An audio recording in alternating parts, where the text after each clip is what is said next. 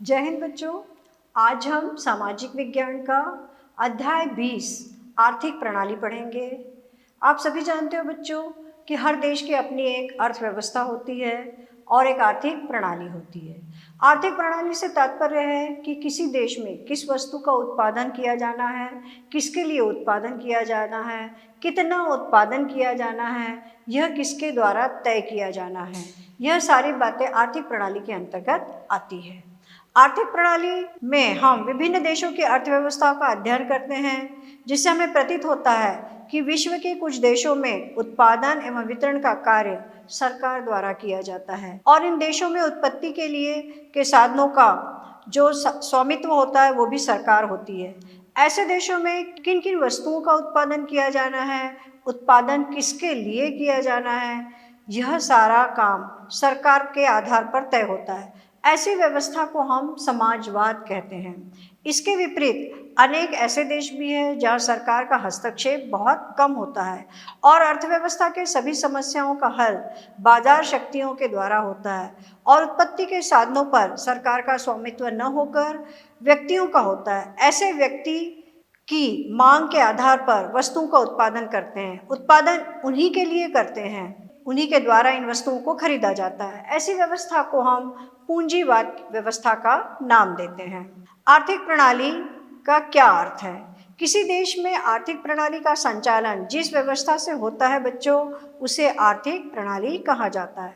जैसे किन किन वस्तुओं का उत्पादन किया जाता है, उत्पादन कैसे किया जाना है, उत्पादन किसके लिए किया जाना है आदि। और इन निर्णयों के आधार पर अर्थव्यवस्था में उपभोग, उत्पादन, विनिमय और वितरण का निर्धारण होता है। देश के निवासियों का जनजीवन इन्हीं निर्णयों पर निर्भर करता है। इस प्रकार आर्थिक प्रणाली जो है वो उसकी एक परिभाषा है जो प्रोफेसर ए.जे. ब्राउन ने दी है कि आर्थिक प्रणाली एक ऐसा माध्यम है जिसके द्वारा लोग अपनी जीविका का उपार्जन। आर्थिक प्रणाली की कुछ विशेषताएं होती है बच्चों, जैसे आर्थिक प्रणाली का मुख्य उद्देश्य आर्थिक समस्याओं को हल करना है। अर्थव्यवस्था की मुख्य समस्याएं हैं क्या उत्पादन किया जाए, उत्पादन किसके लिए किया जाए और उत्पादन कैसे किया जाए। अर्थव्यवस्था में मानवीय आवश्यकताओं को संतुष्ट करने को वाले साधनों को सीमित मात्रा में होते हैं, क्योंकि हर देश में संसाधन जो है वो बहुत कम होते हैं या असाधारण होते हैं। आर्थिक प्रणाली के द्वारा मानवीय आवश्यकताओं की संतुष्टि के लिए साधनों के प्रयोग के तरीकों का चुनाव किया जाता है। आर्थिक प्रणाली संस्थाओं का समूह है। आर्थिक प्रणाली का संबंध एक देश या देश के समूह से होता है। और एक महत्वपूर्ण विशेषता यह है बच्चों कि आर्थिक प्रणाली परिवर्तनशील होती है। आज जैसा है वैसा कल नहीं होगा या जैसा कल था वैसा आज संभव नहीं है। अर्थव्यवस्था से संबंधित विभिन्न समस्याओं को हल करने के लिए विश्व में मुख्यतः 3 प्रकार की आर्थिक प्रणालियां होती है। पहला पूंजीवाद, दूसरा समाजवाद और तीसरा मिश्रित। इन तीनों प्रणालियों के मध्य बुनियादी अंतर यह है कि उत्पत्ति के साधनों का स्वामित्व किसके पास है और इन साधनों का उपयोग किस प्रकार से होता है। तीनों प्रणालियों को हम विस्तृत पढ़ेंगे बच्चों। पहली है पूंजीवादी आर्थिक प्रणाली। विश्व के अनेक देश जैसे America, England, France, Italy, Japan, Australia आदि पूंजीवादी आर्थिक प्रणाली के देश हैं। पूंजीवादी अर्थव्यवस्था को अनेक नामों से जाना जाता है, जैसे बाजार अर्थव्यवस्था, निर्बाधवादी अर्थव्यवस्था, अनियोजित अर्थव्यवस्था आदि। पूंजीवाद को निम्न प्रकार से परिभाषित किया है। प्रोफेसर लुक्स और हुप ने एक छोटी सी परिभाषा बताई है कि पूंजीवादी वह अर्थव्यवस्था है जिसमें निजी स्वामित्व और मनुष्यकृत या प्राकृतिक साधनों को निजी लाभ के लिए उपयोग किया जाता है। पूंजीवादी शासन प्रणाली जो है, पूंजीवादी अर्थव्यवस्था प्रणाली की विशेषताएं निम्न है बच्चों। उत्पत्ति के साधनों पर निजी स्वामित्व, अर्थात जो पूंजीवादी आर्थिक प्रणाली में उत्पत्ति के सभी साधनों पर निजी व्यक्तियों का स्वामित्व होता है। पूंजीवादी अर्थव्यवस्था में धन कमाने और उसे अपनी इच्छा के अनुसार उपयोग करने का अधिकार व्यक्तिगत होता है। आर्थिक स्वतंत्रता, पूंजीवादी अर्थव्यवस्था में कोई भी व्यवसाय चुनने या उसे इच्छानुसार चलाने की स्वतंत्रता रहती है। उपभोक्ता को भी अपनी रुचि एवं आदत के अनुसार वस्तुओं को चुनने की स्वतंत्रता रहती है। लाभ की भावना, इस प्रणाली में लाभ के भावना का सर्वोच्च स्थान होता है और यही कारण है कि लाभ की प्रणाली के कारण इसे पूंजीवादी प्रणाली का हृदय कहा जाता है। पूंजीवाद में सभी गतिविधियों का संचालन लाभ के लिए ही किया जाता है। उद्योगपति का मुख्य लक्ष्य होता है अधिक से अधिक लाभ कमाना। शोषण पर आधारित पूंजीवादी व्यवस्था में दो वर्ग होते हैं, एक होता है पूंजीवादी वर्ग और दूसरा होता है श्रमिक वर्ग, जो पूंजीपतियों के साथ काम करते हैं। पूंजीपति वर्ग जो होते हैं वो लाभ बढ़ाने के लिए बहुत कम मजदूरी देते हैं और श्रमिकों का शोषण होता है। इसलिए कहा जाता है कि पूंजीवादी आर्थिक प्रणाली शोषण पर आधारित होती है। मूल्य यंत्र, पूंजीवादी अर्थव्यवस्था का संचालन मूल्य यंत्र के द्वारा होता है।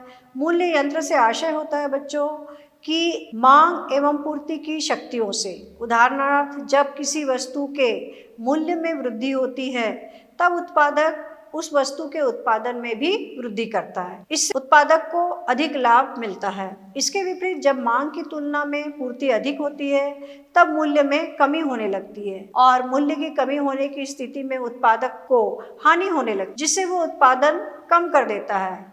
इस प्रकार मूल्य तंत्र या मांग और पूर्ति के माध्यम से संपूर्ण अर्थव्यवस्था का संचालन होता है। प्रतियोगिता, पूंजीवादी आर्थिक प्रणाली में अंतर्गत उत्पादकों में आपस में कम मूल्य पर अधिक वस्तुएं बेचने की प्रतियोगिता होती है।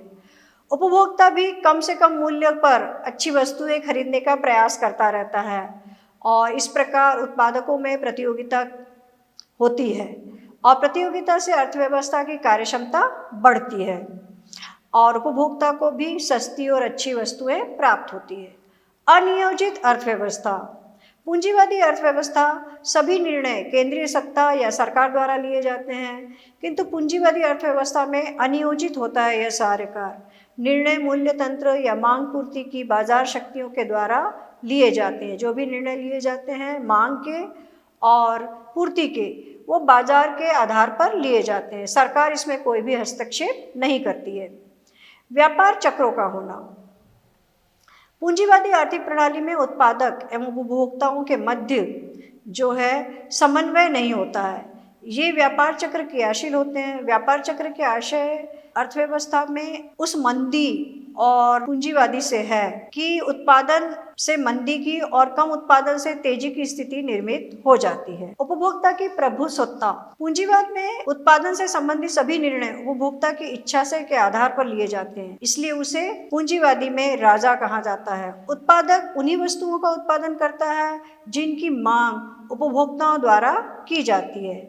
इस कारण उपभोक्ता को प्रभुसत्ता संपन्न माना जाता है। पूंजीवादी प्रणाली के गुण, यह स्वसंचालित प्रणाली है बच्चों। आर्थिक गतिविधियों का संचालन मूल्य तंत्र अथवा बाजार की शक्तियों के आधार पर होता है, अतः यह प्रणाली स्वसंचालित है। उत्पादन एवं आय में वृद्धि, पूंजीवादी प्रणाली के द्वारा पश्चिमी देशों में तेजी से प्रगति हुई है। इन देशों में लाभ की भावना एवं निजी संपत्ति के लालच में तेजी से विकास हुआ है। इस प्रणाली में प्रतियोगिता की भावना से तकनीकी स्तर में सुधार होता है। पूंजीवादी व्यवस्था में उत्पादन तथा आय में निरंतर वृद्धि होती जाती है। परिवर्तनशीलता, पूंजीवाद में परिस्थितियों के अनुसार कार्य करने का गुण है। परिस्थितियों के अनुसार सरकार की नीतियों एवं कार्यक्रमों में परिवर्तन होता है।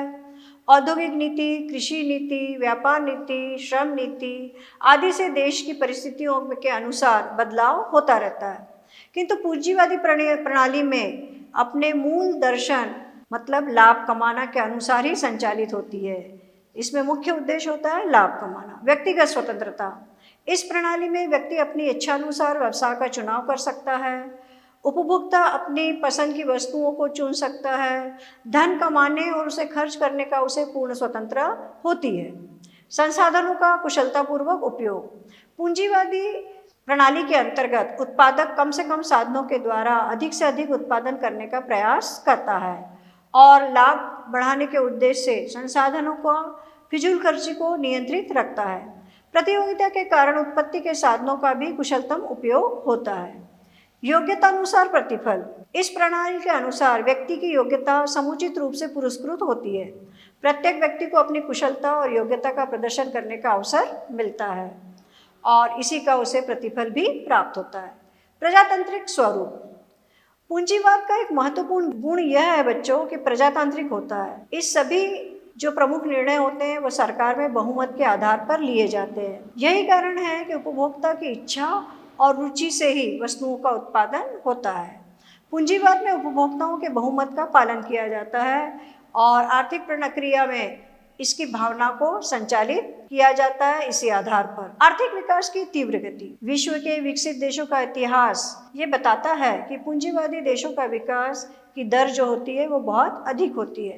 लाभ की भावना पर आधारित होने के कारण इस प्रणाली में विनियोग एवं पूंजी निर्माण की दर भी अधिक रहती है। उत्पादक वर्ग जोखिम उठाकर नई नई तकनीकी को विकास करते हैं और आर्थिक विकास की दर इससे अधिक रहती है। लेकिन इतना सब होते हुए भी बच्चों इस प्रणाली के कुछ दोष है। सबसे पहला दोष तो यह है कि आय एवं धन की असमानता। पूंजीवादी प्रणाली में मैंने पहले भी बताया आपको कि दो ही वर्ग होते हैं, एक उत्पादन करने वाला और दूसरा मजदूर वर्ग। तो देश की संपत्ति कुछ मुट्ठी भर लोगों के हाथों में जमा होने लगती है। अधिकांश लोग गरीब और बेरोजगारी का जीवन व्यतीत करते हैं और समाज में आय और धन जो है वह असमान रूप से बढ़ जाता है। वर्ग संघर्ष का जन्म। पूंजीवादी प्रणाली में दो वर्ग हो जाते हैं, एक पूंजीपति वर्ग और दूसरा श्रमिक वर्ग, और दोनों में आपस में हमेशा टकराव होता है और इस अर्थव्यवस्था में हड़ताल, तालाबंदी, तोड़फोड़ आदि चीज़ें बहुत ज़्यादा देखने को मिलती है। आर्थिक अस्थिरता। पूंजीवादी आर्थिक प्रणाली का संचालन मूल तंत्र के द्वारा होता है। अर्थव्यवस्था मूल्य तंत्र द्वारा ही नियंत्रित की जाती है, कोई केंद्रीय सत्ता नहीं होती है। परिणाम स्वरूप अर्थव्यवस्था में तेजी या मंदी की स्थिति निर्मित होती है। अर्थव्यवस्था में हमेशा अस्थिरता बनी रहती है और व्यापार चक्र जो है वो क्रियाशील रहता है। बेरोजगारी। इस प्रणाली में पूंजीवादी वर्ग अपने लाभ बढ़ाने के लिए मशीनों का अधिक से अधिक उपयोग करते हैं, जिससे श्रमिकों की मांग कम हो जाती है और बेरोजगारी बढ़ने लगती है। शोषण पर आधारित व्यवस्था। पूंजीवादी आर्थिक प्रणाली उत्पादक वर्ग अधिक लाभ कमाने के उद्देश्य से करते हैं, जिससे श्रमिकों को बहुत कम मजदूरी देते हैं और इससे मजदूरों का बहुत ज़्यादा शोषण होता है। मानवीय कल्याण की उपेक्षा। पूंजीवाद में उत्पादन उन्हीं लोगों के लिए किया जाता है जिनके पास खरीदने के लिए धन होता है, जिससे गरीब लोगों की ज़रूरतों की वस्तुओं का कम तथा विलासिता की वस्तुओं का उत्पादन अधिक किया जाता है, क्योंकि इसमें सरकार का कार्यक्षेत्र बहुत ही सीमित होता है और मानवीय कल्याण की उपेक्षा की जाती है। क्षेत्रीय असमानताएं। पूंजीवादी उत्पादन प्रणाली में केवल पूंजीपति उन्हीं स्थलों पर उद्योग लगाते हैं जहां उन्हें अधिक लाभ होता है। आर्थिक विकास का लाभ भी उन लोगों को मिलता है। इससे क्षेत्रीय विषमताएं बढ़ जाती है, कोई क्षेत्र बहुत अधिक विकसित हो जाता है और कोई क्षेत्र बहुत पिछड़ा हुआ रह जाता है। सामाजिक परिजीविता। पूंजीवाद में उत्तराधिकारी प्रथा के कारण पूंजीवादियों के अपार संपत्ति बिना किसी मेहनत के पूर्वजों से प्राप्त हो जाती है और यह वर्ग बिना किसी मेहनत के पूर्वजों के से सम्मानित प्राप्त संपत्ति और का उपभोग करता है और सामाजिक परिजीवी कहलाता है। पूंजीवादी व्यवस्था में समाज का एक वर्ग बिना किसी मेहनत के दूसरे द्वारा अर्जित धन पर जीवित रहता है। दूसरी आर्थिक प्रणाली है बच्चों समाजवादी आर्थिक प्रणाली। समाजवादी आर्थिक प्रणाली का जन्म पूंजीवादी प्रणाली के दोषों को दूर करने के लिए हुआ। कार्ल मार्क्स समाजवाद के जनक थे।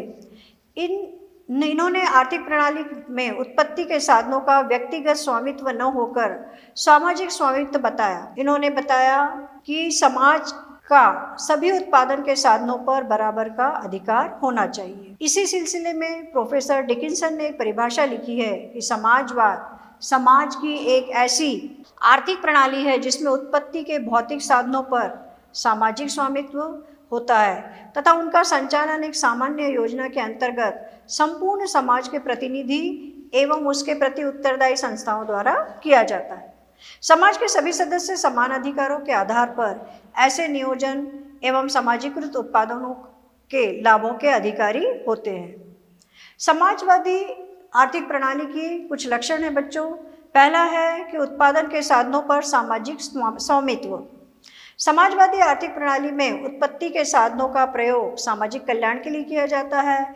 इसमें व्यक्तिगत लाभ की भावना बहुत शून्य रहती है। इस प्रणाली में उत्पत्ति के साधनों का स्वामित्व सरकार या समाज के पास होता है, मतलब हर व्यक्ति को अपनी पसंद को बताना निरर्थक होता है। आर्थिक नियोजन, सामाजिक प्रणाली एक नियोजित प्रणाली होती है। इसमें केंद्रीय नियोजन का महत्वपूर्ण स्थान होता है।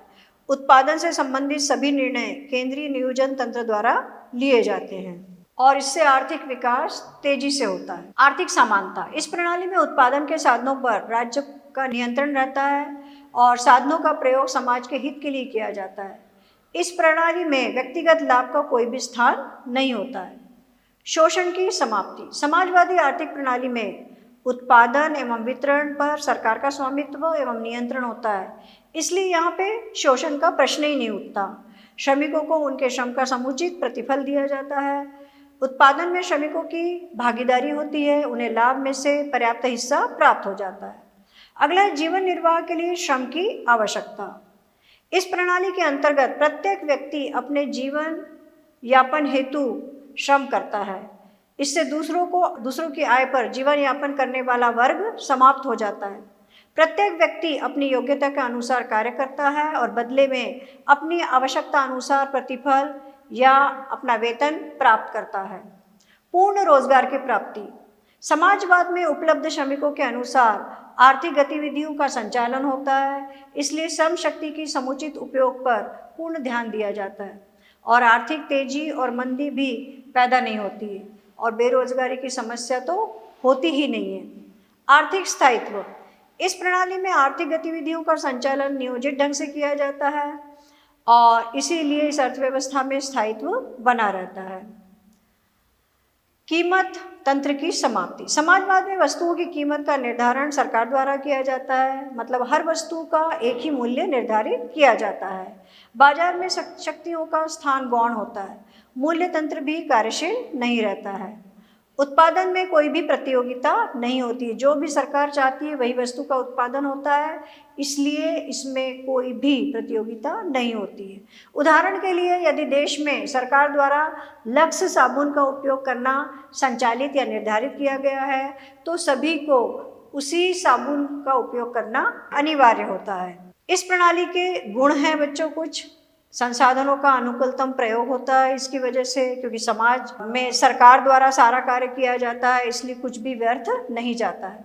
आर्थिक स्थायित्व रहता है, अर्थव्यवस्था में अति उत्पादन या कम उत्पादन की कोई स्थिति उत्पन्न नहीं होती है, परिणाम स्वरूप अर्थव्यवस्था में हमेशा आर्थिक स्थायित्व बना रहता है। आर्थिक समानता रहती है, समाजवादी प्रणाली में निजी संपत्ति, उत्तराधिकार के नियम और लाभ कमाने की जो प्रवृत्ति होती है उसका कोई भी स्थान नहीं होता है, इसलिए सभी को बराबर रूप से आर्थिक समानता मिलती है। वर्ग संघर्ष की समाप्ति है, यहाँ पे कोई भी पूंजी वर्ग या श्रम वर्ग नहीं है, यहाँ पर संपत्ति एवं धन के आधार पर समाज का विभाजन नहीं किया जाता है। इसमें केवल एक ही वर्ग है, श्रमिक वर्ग, जिसे उसको उसका पूरा प्रतिफल दिया जाता है। शोषण की समाप्ति, समाजवाद में न कोई पूंजीपति होता है न कोई मजदूर होता है बच्चों, और सरकार द्वारा उनकी योग्यता के आधार पर काम दिया जाता है, इसलिए यहाँ पे शोषण की प्रवृत्ति पूर्ण रूप से समाप्त हो जाती है। बेरोजगारी का अंत, क्योंकि सरकारी कार्य देती है और पूरी श्रम शक्ति का उपयोग करती है, इसलिए बेरोजगारी की समस्या पैदा ही नहीं होती। एकाधिकार की समाप्ति, समाजवाद में सभी उत्पत्ति के साधनों पर सरकारी नियंत्रण होता है, इसलिए धन और उत्पत्ति के साधनों का किसी व्यक्ति या वर्ग के हाथों में केंद्रीकरण नहीं होता है और एकाधिकार की शक्ति का जन्म ही नहीं होता है। सामाजिक सुरक्षा मिलती है, समाजवादी व्यवस्था में बुढ़ापे पेंशन, बेरोजगारों को भत्ता, बीमारों को चिकित्सा, बच्चों की शिक्षा आदि व्यवस्था सरकार द्वारा की जाती है और इस प्रणाली में लोग अत्यधिक सुरक्षित रहने का अनुभव करते हैं। समाजवाद के दोष, कितनी भी अच्छी प्रणाली हो दोष तो है ही। उपभोक्ता की संप्रभुता का अंत हो जाता है इस प्रणाली से और समाज में उपभोक्ता की संप्रभुता समाप्त हो जाती है। सत्ता का केंद्रीकरण सरकार के हाथ में होने की वजह से सारी सत्ता का केंद्रीकरण सरकार के पास हो जाता है, व्यक्तिगत स्वतंत्रता को कोई भी स्थान नहीं मिलता है। उत्पादन कार्य में प्रेरणा का अभाव रहता है, क्योंकि सरकार ही निर्धारित करती है कि किस प्रकार का उत्पादन करना है, कैसा करना है, कितना करना है।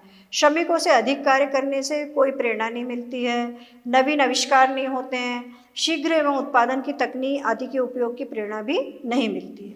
व्यक्तिगत स्वतंत्रता का भी अभाव रहता है। समाजवाद में व्यक्तिगत स्वतंत्रता का अभाव रहता है, क्योंकि व्यक्ति की इच्छा का कोई भी स्थान नहीं होता है। उत्पत्ति के साधनों का अविवेकपूर्ण उपयोग। सरकार में उत्पादन एवं वितरण से संबंधित सभी कार्य सरकार द्वारा किए जाते हैं, इसलिए अधिकारियों और कर्मचारियों में को कोई भी व्यक्तिगत लाभ नहीं होता है। अब है मिश्रित आर्थिक प्रणाली। इसे मिश्रित अर्थव्यवस्था भी कहते हैं। मिश्रित अर्थव्यवस्था एक ऐसी आर्थिक प्रणाली है जिसमें सार्वजनिक एवं निजी दोनों क्षेत्र के कार्य साथ साथ संलग्न रहते हैं। भारतीय योजना आयोग के अनुसार मिश्रित अर्थव्यवस्था में निजी और सार्वजनिक क्षेत्र के घनिष्ठ रूप से संबंधित होते हैं और लोगों को एक इकाई के रूप में दो घटकों के रूप में कार्य करते हैं। हमारे देश में बच्चों मिश्रित अर्थव्यवस्था ही संचालित है। मिश्रित अर्थव्यवस्था के जो प्रमुख विशेषताएं या लक्षण हैं वो है सार्वजनिक एवं निजी क्षेत्र। मिश्रित अर्थव्यवस्था में सबसे प्रमुख विशेषता ये है बच्चों कि इसमें सार्वजनिक एवं निजी दोनों क्षेत्र विद्यमान हैं। इन दोनों क्षेत्रों के बीच कार्यों का स्पष्ट विभाजन रहता है। लोकतांत्रिक व्यवस्था। मिश्रित अर्थव्यवस्था में आर्थिक क्रियाओं का निजी एवं सार्वजनिक क्षेत्र में विभाजन होने के कारण नीतियों का निर्धारण, लक्ष्यों एवं उद्देश्यों का निर्धारण, संसाधनों का आवंटन आदि बातों पर विशेष ध्यान दिया जाता है। इसमें एकाधिकारी या तानाशाही की प्रवृत्ति नहीं पाई जाती। आर्थिक नियोजन। इसमें देश के आर्थिक विकास एवं आर्थिक नियोजन को अपनाया जाता है और इसके अंतर्गत सरकार निजी एवं सार्वजनिक क्षेत्रों के लिए भौतिक और वित्तीय लक्ष्य निर्धारित करती है और जैसे ही दोनों अपने क्षेत्रों में निर्धारित लक्ष्यों को पूरा करते हैं। आर्थिक स्वतंत्रता। मिश्रित अर्थव्यवस्था में आर्थिक स्वतंत्रता होती है किंतु पूंजीवाद की तुलना में कम होती है। मिश्रित अर्थव्यवस्था में पूंजीवाद की तरह उपभोक्ता की प्रभुता नहीं होती है। मूल्य तंत्र पर नियंत्रण। मिश्रित अर्थव्यवस्था में मूल्य तंत्र के संचालन को सरकार जन कल्याण की दृष्टि से अपनी कीमत नीति द्वारा निर्धारित करती है, इसलिए मूल्य तंत्र क्रियाशील नहीं रहता है। लाभ के उद्देश्य। मिश्रित अर्थव्यवस्था में निजी क्षेत्र के महत्वपूर्ण भूमिका रहती है। निजी क्षेत्र द्वारा अपनी आर्थिक क्रियाओं का संचालन लाभ के उद्देश्य से ही किया जाता है। आर्थिक समानता व सामाजिक न्याय। मिश्रित अर्थव्यवस्था में निजी संपत्ति, उत्तराधिकारी और अन्य स्वतंत्रताएं पाई जाती है। मतलब कोई भी व्यक्ति किसी भी उद्योग को स्थापित कर सकता है और उत्तराधिकारी भी किसी को भी बना सकता है, किंतु सरकार आर्थिक विषमताओं को कम करने के लिए धनी व्यक्तियों पर कर लगाकर उससे प्राप्त आय को गरीबों में कल्याण के लिए खर्च करती है। सामाजिक सुरक्षा। मिश्रित अर्थव्यवस्था में सरकार सामाजिक सुरक्षा का विशेष ध्यान रखती है। सरकार वृद्धावस्था में पेंशन, बेरोजगारी भत्ता, दुर्घटना एवं मृत्यु बीमा आदि का भी सामाजिक सुरक्षा के रूप में प्रदान करती है। बच्चों फिर भी इस अर्थव्यवस्था में बहुत से गुण हैं। मिश्रित अर्थव्यवस्था में जैसे आर्थिक विकास में तेजी आती है, इसकी वजह से धन के केंद्रीकरण एवं एकाधिकार पर रोक हो जाती है। स्वतंत्रता एवं प्रेरणा की उपस्थिति रहती है, क्योंकि हर व्यक्ति अपने स्वतंत्र लाभ का स्वामित्व लेता है। सामाजिक कल्याण में वृद्धि होती है, आर्थिक विषमताओं में कमी आती है, औद्योगिक शक्ति एवं सामाजिक सुरक्षा प्राप्त होती है, मानव संसाधनों का समुचित उपयोग होता है और सरकार का प्रयास रहता है कि मानव संसाधनों का उचित उपयोग किए। लेकिन इतना होते हुए भी इस अर्थव्यवस्था में कुछ दोष है, जैसे दुर्बल एवं अकुशल प्रणाली है। इनका ऐसा माना जाता है कि अर्थव्यवस्था कुशल संचालन नहीं हो रहा है। दोनों क्षेत्र परस्पर पूरक न बनकर प्रतिस्पर्धी हो जाते हैं, मतलब उच्च वर्ग भी और निम्न वर्ग भी। दूसरा होता है कि राष्ट्रीयकरण का हमेशा भय बना रहता है। मिश्रित अर्थव्यवस्था में राष्ट्रीयकरण का भय बना रहता है कि अगर इसे सुचारू रूप से संचालित नहीं किया तो राष्ट्रीयकरण हो जाता है। सरकारी नीतियां और कार्यक्रमों में परिवर्तन होते जाते हैं, इससे आर्थिक विकास की गति प्रभावित होती है। अकुशलता। मिश्रित अर्थव्यवस्था में पूंजीवाद एवं समाजवाद दोनों ही के दोष विद्यमान रहते हैं। इस प्रणाली में न तो नियोजन तंत्र ठीक ढंग से कार्य करता है और न ही बाजार तंत्र क्रियाशील हो पाता है। इससे अर्थव्यवस्था में अकुशलता फैल जाती है। निजी क्षेत्र को प्रोत्साहन नहीं मिलता है। इस प्रणाली में सरकारी नीतियों और कार्यालय भी निजी क्षेत्र के हित में कार्य नहीं करते हैं। निजी क्षेत्र का समुचित विकास नहीं हो पाता है। विदेशी पूंजी का आगमन। सार्वजनिक क्षेत्र में विस्तार हेतु सरकार विदेशी पूंजी को आमंत्रित करती है और इससे देश में विदेशी शक्तियों का प्रभाव बढ़ जाता है। विदेशी शक्तियों देश की राजनीतिक व्यवस्था को भी प्रभावित करती है। व्यावहारिकता का अभाव। मिश्रित अर्थव्यवस्था में सार्वजनिक क्षेत्र और निजी क्षेत्र दोनों साथ साथ कार्य करती है। इससे नीतियां जो है वो लाभदायक नहीं होती है, दूसरे पक्ष के लिए हानिकारक होती है। एक पक्ष के लिए अगर लाभदायक है तो दूसरे के लिए हानिकारक होती है। इसका प्रभाव अर्थव्यवस्था पर विपरीत पड़ता है। इस प्रकार हम देखते हैं बच्चों कि हमने 3 प्रकार की अर्थव्यवस्थाएं पढ़ी, जिनके गुण, उनके विशेषताएं, उनके दोष पढ़े। और हमारे देश में चूँकि मिश्रित अर्थव्यवस्था है और उससे आप भली भांति परिचित हैं, और इसी आधार पर इस अध्याय को अच्छे से समझने के लिए हम कुछ अभ्यास के प्रश्न दे रहे हैं। अभ्यास के प्रश्न बच्चों, इसमें इस अध्याय में सभी अर्थव्यवस्था जो प्रणालियां हैं उनके गुण दोष आप अच्छे से याद कर लीजिए। 4 गुण, 4 विशेषताएं और 4 ही दोष हर आर्थिक व्यवस्था की इसमें आपको पूछी जा सकती है। इस प्रकार यह अध्याय समाप्त होता है बच्चों। जय हिंद।